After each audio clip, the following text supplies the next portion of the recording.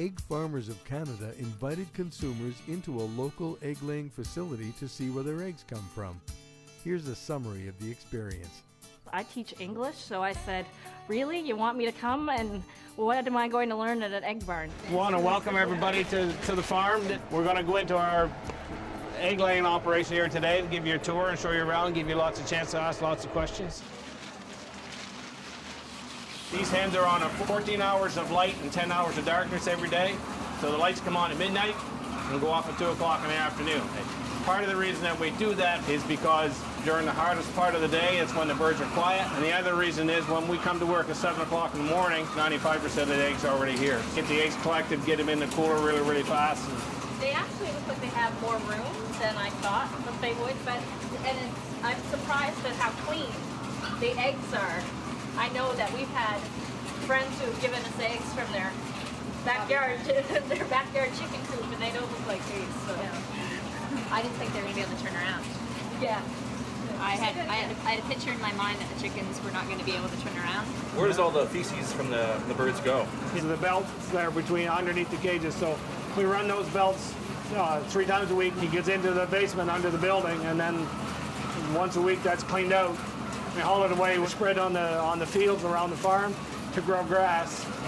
So they're not giving any artificial growth hormones to make them fat or bigger? No, we don't use any artificial hormones. Only antibiotics when the birds happen to get sick, which in our case never happens. We have 4 people here working full-time, and my mom still gathers eggs every day. So my mom's 80 years old, but she's still out here gathering eggs every day. So What I saw in that barn was animals that are happy, that are fed, that are clean. So I feel really good about what I saw and where my food comes from.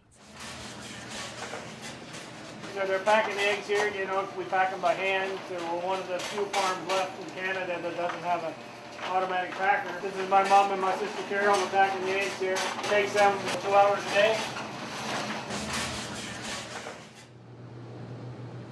From here we're going to go into the cold storage room where the eggs are stored until they're picked up by the grading station. And that's basically just a giant refrigerator.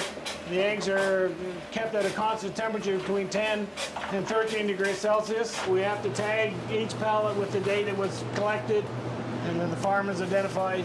So when they get to the grading station, they know where it came from and they know how old the eggs are.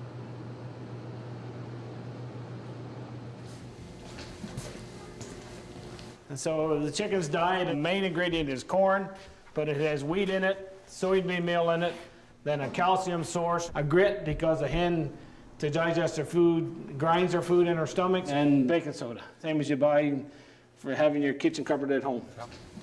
So next I want to talk then a little bit about some of the acts that we do to look after the environment. The manure from the chickens is removed weekly. We have some beef cattle. There's a recycle program for the hen manure. We spread it on the ground, it grows the grass, the cows eat the grass.